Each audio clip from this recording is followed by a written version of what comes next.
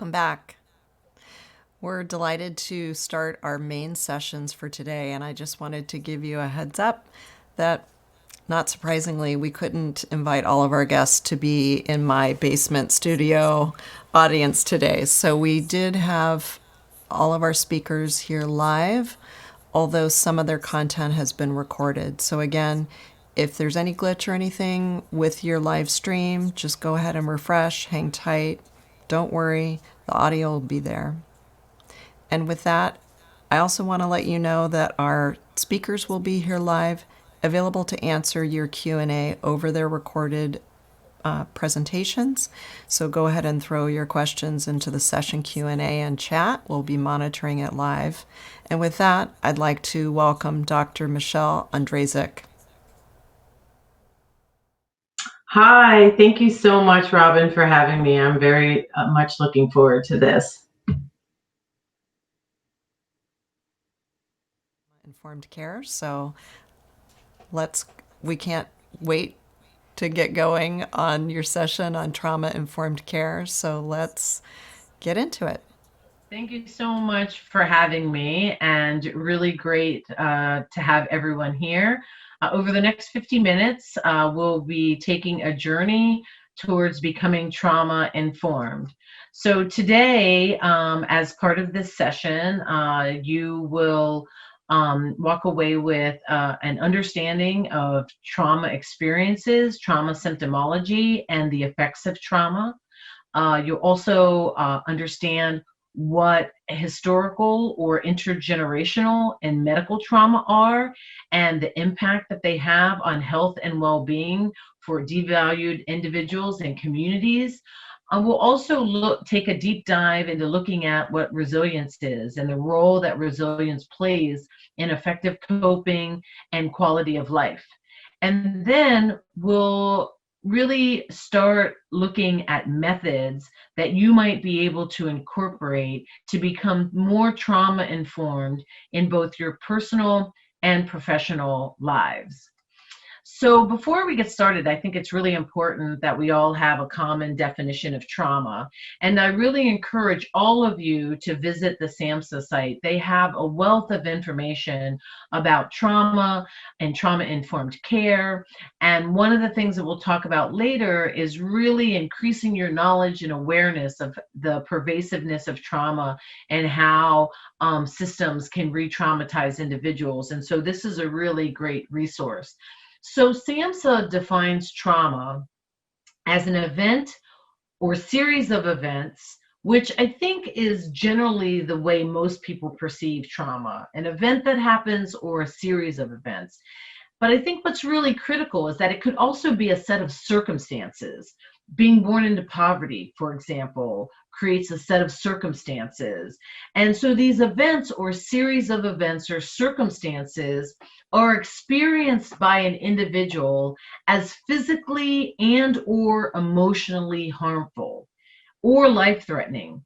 And these have lasting adverse effects on not only the individual's mental and physical functioning, but also their social, emotional, and spiritual well-being.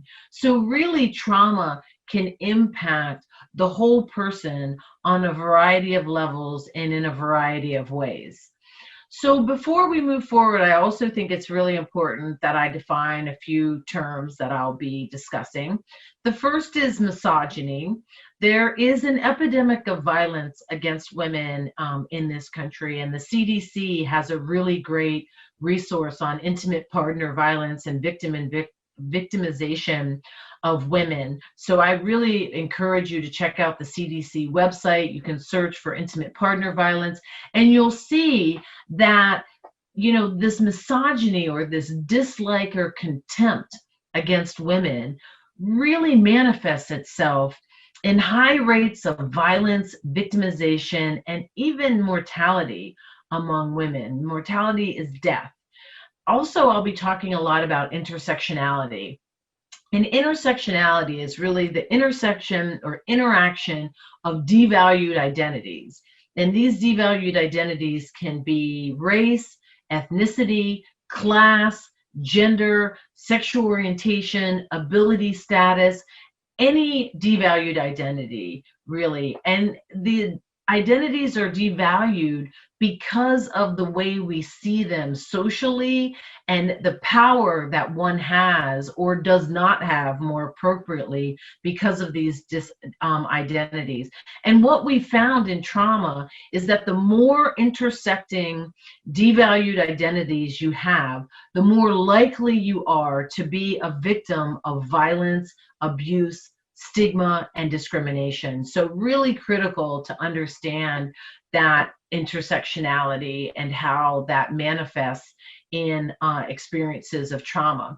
I'll also be talking a bit about microaggressions, and microaggressions are the brief, commonplace, sort of daily verbal, behavioral, environmental indignities. And I think the important thing to understand about these microaggressions, which communicate hostile, derogatory, negative slights, or insults, is that data has shown that it doesn't matter whether or not the person who engaged in the microaggression intended to or not. Intentionality does not impact how the microaggression impacts the person with the devalued identity. It is experienced and felt just as powerfully whether or not that microaggression was intentional or unintentional. I'll talk a lot about historical trauma, and historical trauma is really the legacy of violence and victimizations that certain groups have experienced because of their identities, their shared group identity. And these are really with ethnocidal or genocidal intent. And I'll talk a lot about this later. And then finally, I think because all of us are associated with the medical system, it's really important that we note the plethora of literature that indicates that individuals are also traumatized within the medical system by abusive behaviors, stigmatizing behaviors, medical procedures, rules and regulations that could be traumatizing or re-traumatize individuals who have a history of trauma. So what are some potentially traumatic experiences? Obviously, I've talked about intimate partner violence, violence and abuse or assault of any kind, whether it's physical, emotional, financial, are all traumatizing events or potentially traumatizing events. Neglect, a serious accident, illness, also school violence, and then the medical trauma that I talked about, or stigmatization in institutions and organizations, and so forth. So there are many experiences that individuals might traumatize individuals. And so let's talk a little bit about historical trauma, because I think it's important to recognize that for many groups, they are sort of born into trauma. You know, there is a legacy of trauma that has been carried down through their communities based solely on the identity that their communities have. And so these, again, are sets of events that are perpetuated on a group because of a shared identity with genocidal or ethnocidal intent. They not only result in annihilation or disruption of traditional ways, but can also disrupt ways of life, culture, and identity, and they can contribute to sustained disruption. And this is really important. You know, there have been many policies and rules and regulations that have been enforced disproportionately on communities with devalued identities that have resulted in sustained disruption. And so I think it's really important that we look at the various groups that have histories of trauma. And certainly women are a group that has a legacy of trauma and violence and victimization. Women, you know, in the beginning of this country, were the very beginning of this country's history after colonization, were viewed as property.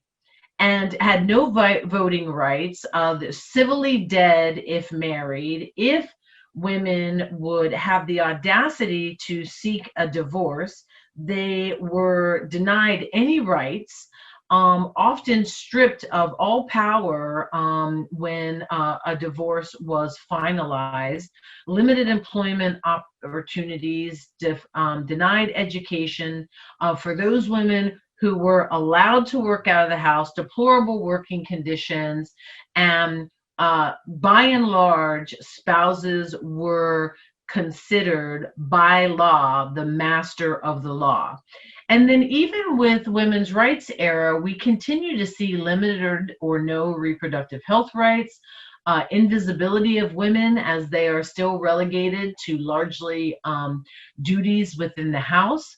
And, we, even with, and this sort of comes into the intersectionality piece, the women's rights movement, as it moved women's rights forward, was largely initially moving the rights of white and cisgender women forward. And fast forward to today, we see high levels of hate crimes against women, particularly transgender women, and particularly transgender women of color, three intersecting devalued identities.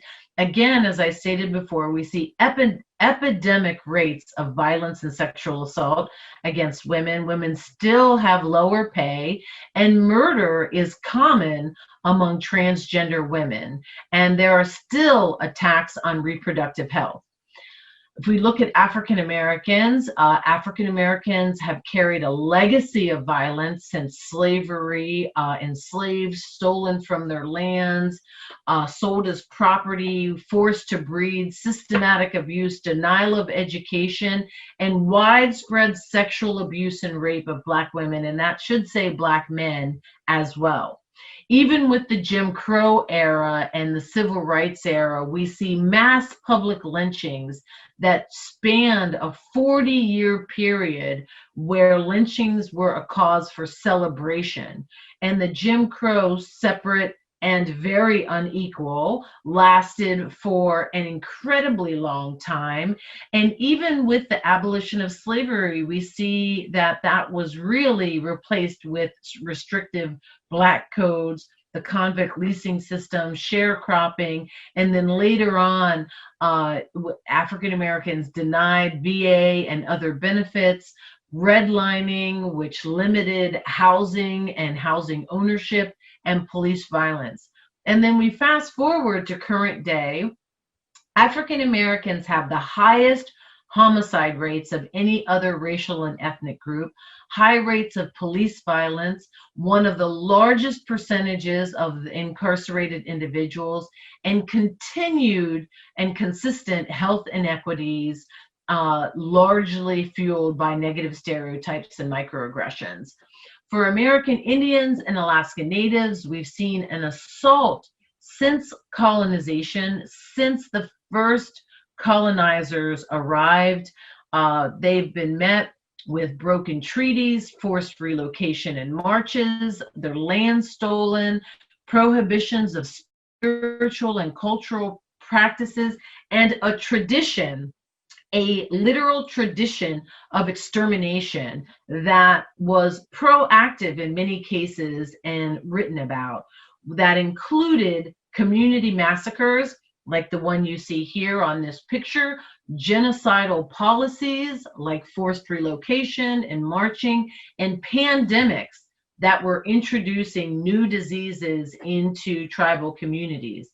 And when this tradition of extermination did not work to completely eradicate the Native and Indigenous problem, we see the kill the man, save the, or kill the Indian, save the man policy, which was one of many policies enacted by the US federal government that removed children from the homes of Native families, and it forced them to live in boarding schools where they were rid of the scourge of the savage Indian and turned into respectable Americans.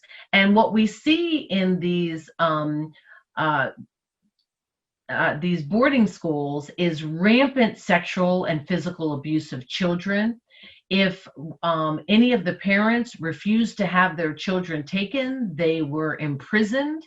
And what has resulted is a generation of children and parents who are traumatized by this forced removal, the sexual and physical violence, and we begin to see a very marked decline in the health and well-being of Native and Indigenous peoples.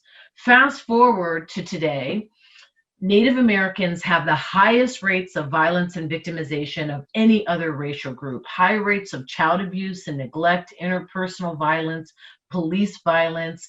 The youth in Native and Indigenous communities, the second leading cause of death for young children aged 18 to 24 is suicide. We continue to see underfunding of Indian health services, destruction of natural resources, a lack of concern about missing women, and so forth. We see very similar trends in our Latino, Latina, Latinx, and Hispanic populations. What I think can be well established is that many of our Latina, Latino, Latinx brothers and sisters come from realities where there was colonization, slavery, revolutions, revolts, and rebellions, fights for independence. Here in the US, the Treaty of Guadalupe Hidalgo basically forced the Mexicans to surrender Texas. And when Texas became a US state, we see mass lynchings of Mexican individuals living in Texas. We see the rise of Los Rinchos, or Texas Rangers, who could violently abuse individuals for speaking Spanish or not being patriotic or American. And we begin to see in 1917 the beginning of what really is an assault on Latinx and Hispanic immigrants, starting with the 1917 Mexican immigrant mandate to register for the draft, all the way through to travel to and from Cuba prohibited. And we continue to see attacks on Latina and Latino, Latinx immigration till today. Fast forward, we see high rates of violence and victimization in Latina and Hispanic communities, hate crimes, ongoing English-only campaigns, deportation of both documented and undocumented individuals, and detaining children, separating children from parents, and basically the modern day equivalent of concentration camps at our borders, and widespread anti-immigration sentiment, and the rise of the Minutemen. And if you look into the Minutemen, you see very, very similar, a lot of similarities to the Texas Rangers, or Los Rinchos, who I mentioned before.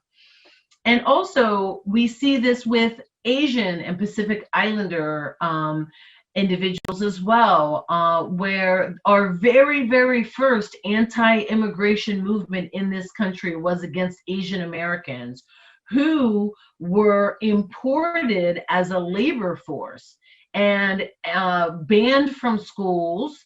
Their families were not allowed to travel with them. We see in popular newspapers the continued fetishism of women and the emasculation of men. Individuals who were imported as laborers were denied citizenship, and they also had to pay predatory taxes, work in deplorable conditions, and denied the right to own property. During World War II, the Japanese were literally rounded up and placed in internment camps. Japanese individuals who were born into this country, as well as Japanese who had immigrated into this country. Japanese who fought in World War II were denied VA benefits. And we see at the very heart of the labor movement, which had many Asian Americans involved at high levels in that movement, these individuals were met with violence and victimization. And we continue to see territories, US territories that are largely occupied by Asian Americans, denied representation and citizenship, very much like some of the Latinx territories that we have.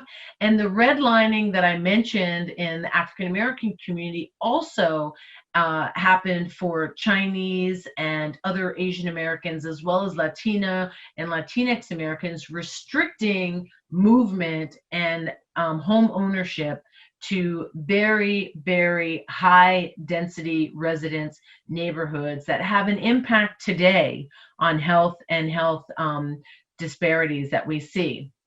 And if you look today, Asian Americans continue to experience invisibility. You'll see here pictures of prominent political leaders in the Asian community. And if we had time, I would see who in the audience could name any of those individuals. We see gentrification, as we do in other racial and ethnic communities. Denial of ethnic studies programs at universities is still a point of contention for many Asian Americans, because a lot of these ethnic studies programs are denied, and we continue to see long hours and underpaid populations within the Asian American community. So, and finally, I want to end with LGBTQ individuals who also have a long history of violence and victimization, isolation, imprisonment, anti-sodomy laws, and many of us know about the Red Scare, the communist scare that occurred. And what we really rarely learn about is that on the heels of the communist or the Red Scare was the Lavender Scare, where many individuals were outed as gay and lost their jobs, lost their reputations, lost their families, and many were imprisoned as a result of being outed for their sexual orientation in a time where that was certainly an incredibly devalued and a dangerous identity. We've seen bans on sexual minority immigrants, the classification of gay, lesbian, transgender as a mental illness, punitive castrations, military discrimination, and even with the Stonewall era, which marked the civil rights era for LGBTQ, we see police violence, LGBTQ individuals falsely accused of pedophilia and blamed for erosive behavior that could potentially dismantle the family and American values. When HIV first came onto the scene, we see individuals blamed for being infected by a virus, and protests at lesbian, gay, bisexual, transgender, queer funerals, and continued broad discrimination. Fast forward to current day, and we see community level HIV trauma, loneliness, still the practice of conversion therapy, although conversion therapy has been solidly debunked. High rates of addiction, hate crimes, workplace employment discrimination, and continued efforts to erase sexual and gender minorities from census data and research. So as you can see, we have a legacy of trauma that cuts across multiple communities with devalued identities in our society. And these traumas, several researchers have shown that they are embodied or held personally and passed down over generations. So what does that mean? to be held personally and embodied.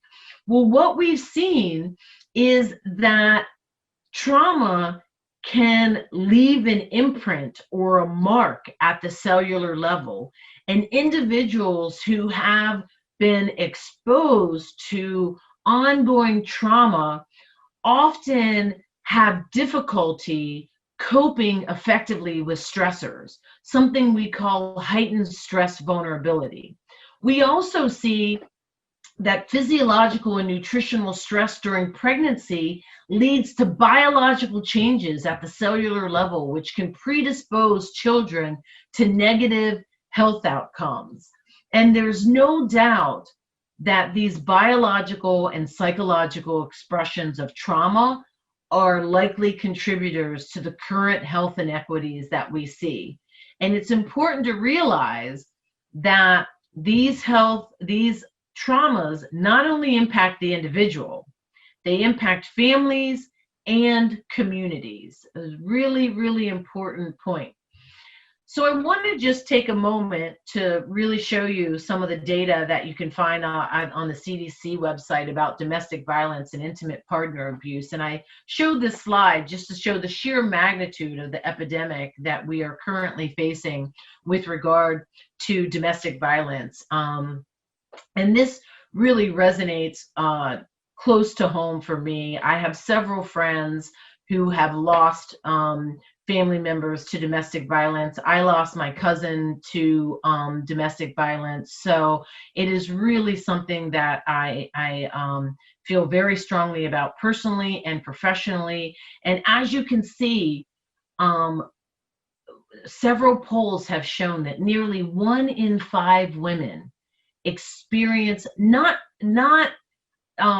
are not experiences, of like, minor altercations. These are experiences of severe physical violence by an intimate partner in a lifetime. So 1 in 5 women, 1 in 7 men. And the more devalued identities you have, the more likely you are to be one of these 1 in 5 and 1 in 7. And so we have an epidemic. It is pervasive. Over 43 million women have experienced psychological aggression by an intimate partner, and about 1 in 10 women will be raped by an intimate partner in their lifetime. And these are the people who report it. Remember, there's so much shame and stigma with regard to violence and victimization on the part of the victim that this is often underreported.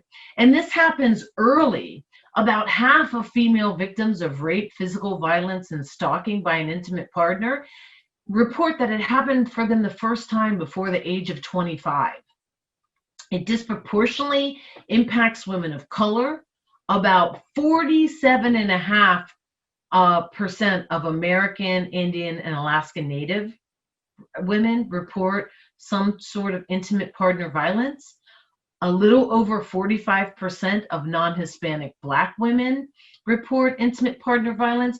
So it is a real challenge in our society and is really based in the devalued identities of women. So I think it's important to note, that trauma can occur throughout the lifetime. And often for people with devalued identity, their first trauma happens in childhood. And it's not the last trauma. It's followed by subsequent traumas. And, not everyone experiences trauma in the same way. All of us in this room can experience the same traumatic event, and we may have very different symptomology, maybe no symptomology, severe symptomology, or just symptomology that we experience for that day, and then we may not experience anything subsequently. But what's really important is that individuals who experience repeated, chronic, and multiple traumas are much more likely to exhibit pronounced symptoms and consequences as a result of a trauma. And also, because many of us were not fortunate enough to participate in a coping skills class, or how do we deal with stress and how do we cope effectively in traumatic situations, often people utilize what's at their exposure to make them feel better. And so what soon becomes another devalued identity, that of a substance abuser, initially started because it was something that made someone feel good. And maybe one of the very few things in life that made someone feel good. And that can quickly get out of control because it's not an effective coping mechanism. The same, is true for other, ineffective coping strategies. And I think that's really important to think about, because often we further victimize and further traumatize people because of their failed attempts at coping when we have not successfully supplied them with the tools to effectively cope in the face of stressors. And what we see with trauma is that it can overwhelm an individual or community's resources to cope, because those resources are often limited initially because they don't have the tools to do so. And we can see heightened fear responses, catastrophic expectancy. Trauma often ignites our fight or flight response, so the sympathetic nervous system.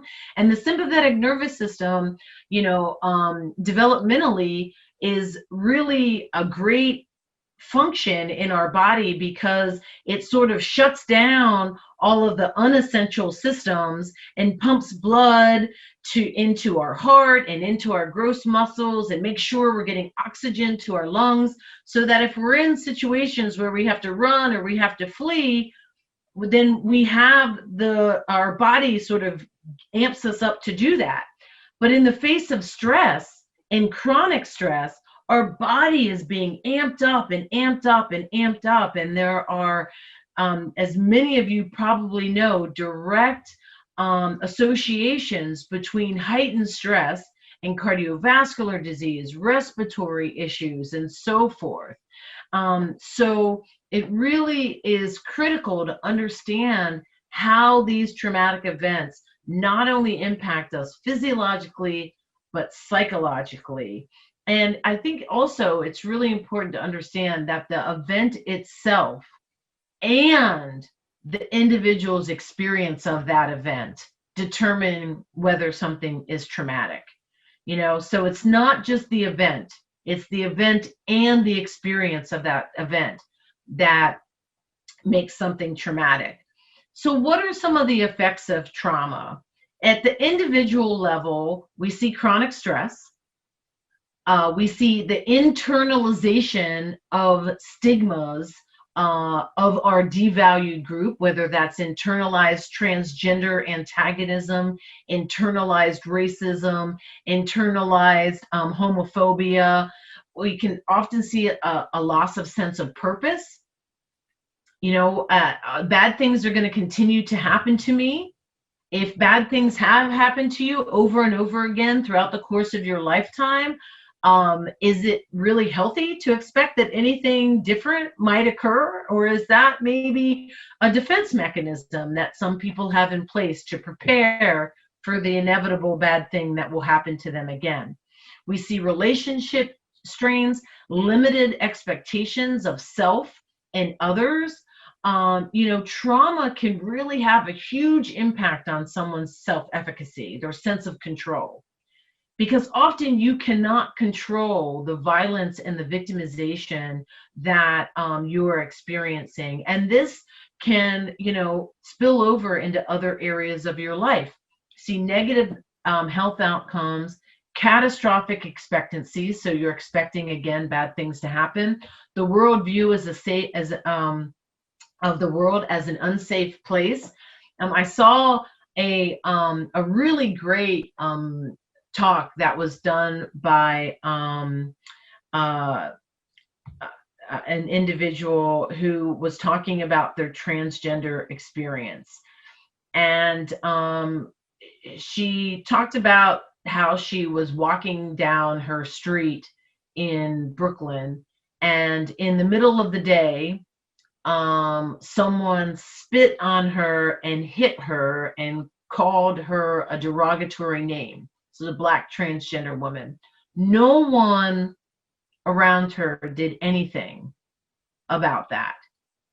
And so she started feeling like her neighborhood was unsafe, and that just walking down the street in the middle of the day to go to the corner store is not a safe thing to do. So how then can that individual really see the world as a safe place when situations like that will occur and potentially occur again? So we often see force shortened sense of the future, symptoms of PTSD, survivor guilt, anxiety, anger, grief, depression. We also have seen impaired communication, like I stated before, substance abuse, impaired self-esteem, and irregular or emotional dysregulation. At the family level, we also see like challenges with communication, challenges with parenting. And then at the larger community level, we can see a breakdown in community values and traditions, high rates of ineffective coping strategies, such as substance use being utilized as a coping mechanism, high rates of physical illness and internalized isms, and again, catastrophic expectancies at the community level. And I just want to go back to sort of what can influence a person's response to trauma. And that can be influenced by a number of things. So whether or not an individual or a group or community, you know, recognizes the trauma, is this something that everyone else is saying a trauma, or are people ignoring it? One of the things that we see in domestic violence all the time is that people ignore the signs of a domestic violence. They don't want to cause any waves, or they don't want to stick their head into someone else's business. And so, that can communicate to the person that this is okay behavior or normalized behavior. We also see, like I stated before, if you have a life history of trauma, that can influence your response to trauma. The type of the trauma, the specific characteristics of the trauma, how long are you exposed to that trauma, the severity, and so forth. So there are many factors that really impact a person's experience of trauma. And perhaps the biggest factor is whether or not someone experienced trauma from an early age. Many of you have probably heard of ACEs, the adverse childhood experiences. And what we know is that children who are faced with adverse experiences have impacts that are apparent at every developmental stage through adulthood. And often those individuals have a foreshortened lifespan, or a much more shortened lifespan than individuals who have not experienced trauma. So hopefully I have painted the picture that we have lots of trauma, violence, and victimization that individuals face, particularly devalued communities. So what can we do about it? We know that there are things that can address trauma and help us to ensure that we're not re-traumatizing individuals who have already had experiences of trauma. And so I really want to focus on resilience. A lot of work has been done around resilience. And I think it's important to point out, I've had people ask me, well, doesn't resilience place the onus on the victim to be resilient and do something about it? And my response to that is we should all be working for a world where we have less trauma, less stigma, less victimization. And as we are actively working to make that a reality, we need to ensure that individuals who have devalued identities have the tools available to survive in the reality, and not only survive, but thrive in our current reality. And so how might we do this? And resilience is a really critical factor to not only surviving, but thriving for all of us. And what is resilience? So resilience is really one's ability to adapt to life tasks. So when you're faced with hardships and you're faced with adverse conditions, how able are you to successfully navigate and cope with those adverse situations and circumstances? And we know that social support is a huge piece of being resilient. And often when we talk about social support, we're talking about emotional, informational, tangible, or emotional support. And that's only one piece of social support. There's also tangible support. So if you need something, if you need someone to take care of your kids, you need a ride to work, do you have someone who can provide you with this tangible support? It's also informational support. You know, we all have to navigate systems in our life. Is there someone who can provide you with the information you need to successfully navigate systems and organizations and challenges as they arise? Another important piece of resilience is self-efficacy. And self-efficacy is really your own perception of control. You know, how much do you feel you're able to control the direction of your life? You're able to control what happens to you, and you're able to carry out what needs to be done to influence the direction of your life. And I think self-efficacy is really key. And I'll return to this later because this is a critical component, I think, in a lot of the work that we do. And then self-esteem is someone's worth.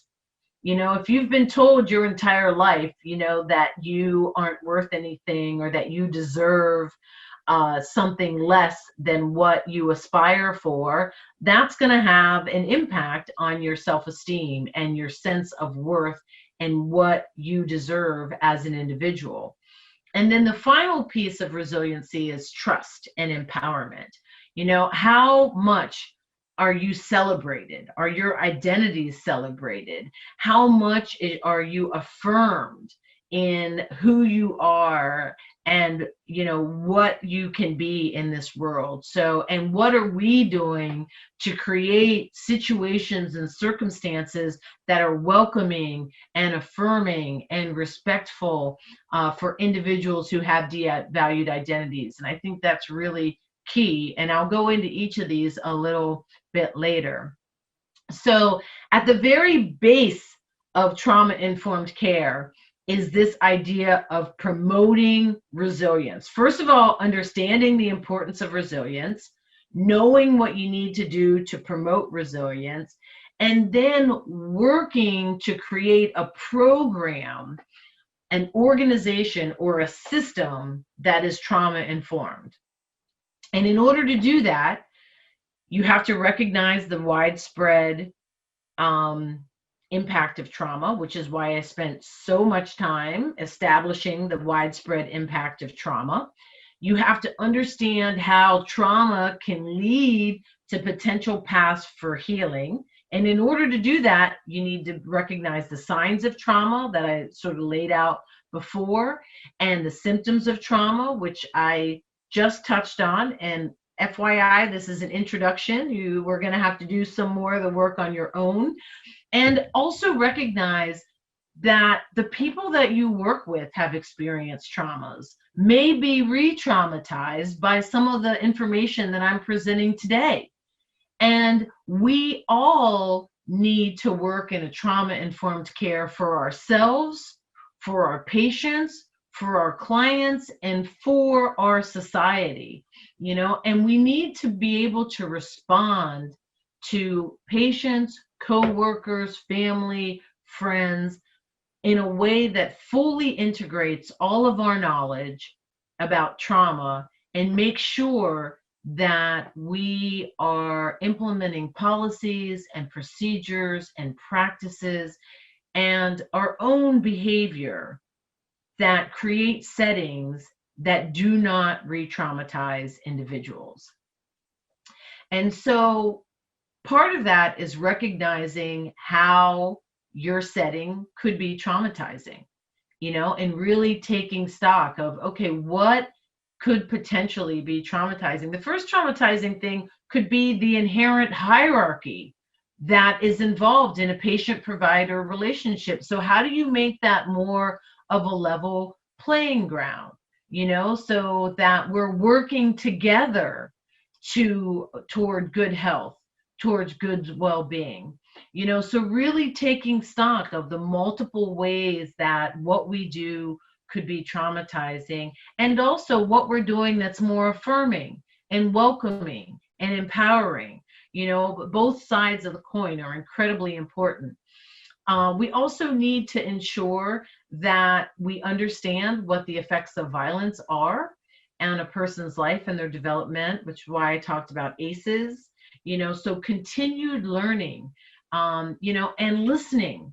Often we think about learning as what we do in books and talks like this, but one of the most incredible ways to learn is to sit back and listen to someone else's lived experience, and to try to understand what that lived experience means for them, their health care, and their overall well-being.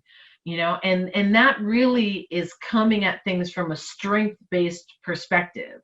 Many of us, myself included, were trained sort of with this deficit model, where you figure out what's wrong, you identify an intervention, and you fix it. And often we don't step back to look at, like, okay, so what are the strengths? What are the things that we can build on and work from, and not just look at things from a deficit model. And trauma-informed care really tries to flip that around and focus on strengths. And listening and understanding what people bring to the table is a really good way to assess strengths and how they might be able to utilize those strengths to improve their overall health and well-being. And as I talked about before, self-efficacy is key. So the more people have choices and can make their own decisions, the more they feel in control of their lives. I mean, think about it. Every time you make a decision, or you choose to go in a way and it works out pretty well for you, that sort of strengthens your motivation to be able to do that again. And sometimes you make decisions and choices that may not work out for you. And that's when you need the social support and that, emotional support to know, hey, we all make bad decisions sometimes, and that's okay. It makes us human. So I think, self-efficacy is incredibly, incredibly important. And often, in my 30 plus years of doing this work, many of us who go into healthcare are incredibly altruistic, and we want to do things for people, and we want to make sure that they're doing okay. And sometimes that can err on the side of taking away someone's self-efficacy because you're doing it for them. And so that sense of control is not there, and that sense of efficacy is not there. And that's critical for resilience in individuals. It's great to provide resources and choices, and even to help people with a warm handoff and make sure they get to the next place. And then they have the power to make their own choices from there. I think that that's really, really, really critical. So how do you get started?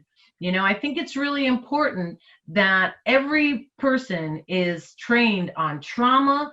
They learn what the impact of trauma is, and much more than a 50-minute session, really exploring how trauma manifests itself and the pervasiveness of violence and victimization that people carry with them, and how that can result in behaviors that we as healthcare providers might see as challenging. What is that? Where is that behavior rooted? Where is that coming from? And how might we work through that so that we can see the strengths in our patients and in our clients, and not view that as challenging behavior. And part of this is developing skills on how to communicate effectively with each other as colleagues and our participants or patients or clients. And one of the things that we found incredibly helpful is to identify a clinic champion, someone who's going to be on top of what we're doing to become more uh, trauma informed. And for yourself, you have to be your own champion. What are your short-term and long-term goals to becoming more trauma informed? How will you incorporate a more trauma informed perspective into your personal and professional life? And so really the onus is on you to champion that for yourself and to find someone in your clinic, and maybe it's you, to champion that for your clinic. And in doing that, finding partners to really work together to move towards a more trauma informed reality for all of the individuals that we work with. And so here are some of the key steps, and I want to again point you to SAMHSA. I got many of these steps from SAMHSA. I found their materials incredibly helpful in my own personal journey towards being more trauma informed, as well as in doing that professionally. So, how do you meet people's needs in a safe, collaborative, and compassionate manner? How do you, again, prevent your processes and procedures from being re-traumatizing, particularly for people who have long histories of trauma? How do you build on people's strengths? What are some of the strategies that you use to A, identify someone's strengths, and B, to center those in the conversation, to really work towards thriving and the best possible well-being. And then, training providers to offer transgender competent care, racially and ethnically competent care, ensuring that if you are seeing individuals with devalued identities, you are competent in providing the care that they need. And part of that competence is cultural humility, and really trying to understand what a person's culture means for them and their health care. Often we talk about cultural competence, and cultural competence is a misnomer because you can't be competent in someone else's culture. It's just not possible. But you can have the humility to work with them so you can be more competent in the provision of health care and services, which is really, really a critical distinction between cultural competence or cultural humility and incompetence as a provider. And then again, do you have the systems in place to effectively refer people to services that you might not have? Particularly, one of the things, if you know that there are high rates of violence and victimization and you don't personally provide those services, do you have places where you can refer people to get the care and the services that they need? And then finally, do you have clear response systems in place to deal with microaggressions as they arise? And this is a very challenging conversation to have, but dealing with those microaggressions is incredibly, incredibly important.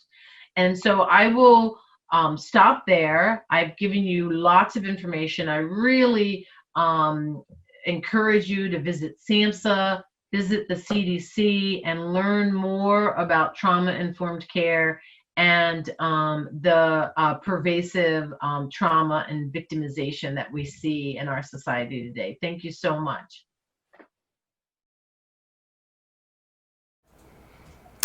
That was terrific. I mean, so much information there to dig into. And what was so fun to see was that we had about 221 people viewing that presentation live. So lots of chat also. And I wanted to pose this question to you, Dr. Ondrasik.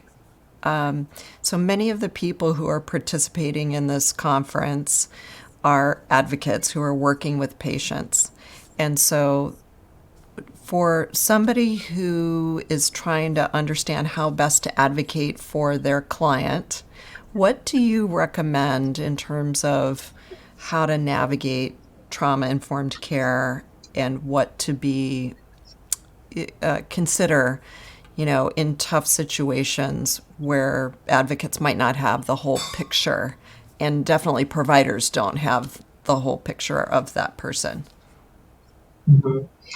Well, listening and, to what the participant, the client, the patient has to say, and trying to understand uh, their experiences, their perspective, and ensuring, again, one of the things that I mentioned in the presentation was the availability of choices.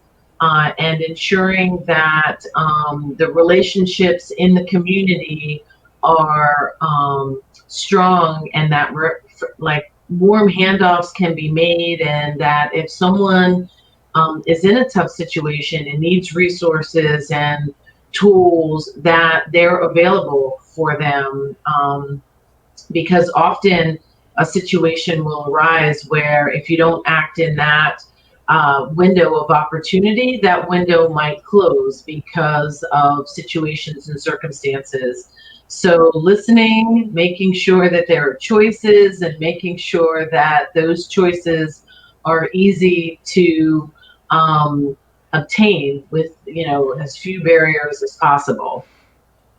I thought it was really interesting in the chat. Somebody put up there that, especially for domestic abuse victims, that if you are an advocate working with somebody and a provider asks if you feel safe at home, it's a good idea to model with the provider stepping out of the room. And can you just comment on that? I thought it was a really good point. Yeah, well, I think, the point is well made, because often the provider will ask that in the presence of another person, and that person may well be the perpetrator of that violence. So modeling the behavior that you ask those questions one on one in privacy, so that you're not potentially placing that person at risk for future violence, is really critical. We have another question here, and I know you've been answering questions as we've been going along here, but are there any existing screeners for trauma that you recommend? There are several screeners, and you can find them all again on the SAMHSA website. The one thing that I always like to underscore in screening for violence and victimization is that if you ask the question and someone provides the answer to you, then you need to have resources available for that person, because often when victims report their violence, nothing is done. And so it normalizes that violence. And it's another way of saying, oh, there's nothing to be done about this. This is your situation. So asking about violence requires that you have systems and resources in place to effectively address it. If you do receive a response that the person is in danger and the victim of violence. So, and as we wrap up here, certainly in this age of COVID, it's bringing up a lot of trauma probably for people. So, do you have any suggestions for people that are trying to assist people that are suffering and our own selves how to navigate this really tough time?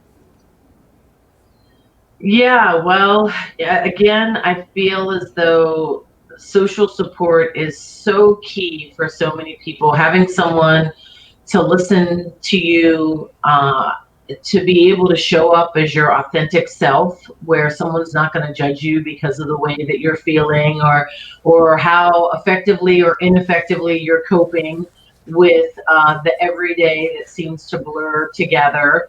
And then taking time for ourselves. I think often when we think of self-care, we think of things that require a lot of resources, but self-care can be, taking a moment to walk outside, taking a moment to breathe, turning off the television and the news and the noise that is often our reality. It doesn't require a day at the spa or, an expensive gym membership, even though you can't go into the gyms anymore. Right, But, right. really identifying things that you can do that don't require resources and that you can incorporate into your life, even in situations like this where we're unable to go indoors. And with that, I'd like to just thank you so much for spending this hour with us. Dr. Andresik, thank you so much for your time and your wisdom. And if you have additional questions, please send those through the chat. I really appreciate your spending this hour with us. And I just want to remind you that our next session will start in 15 minutes with session 5, integrating mental health and into primary care research and reality, with Dr. Anna Ratzliff and Ginger Jones. So we'll see you in 15 minutes.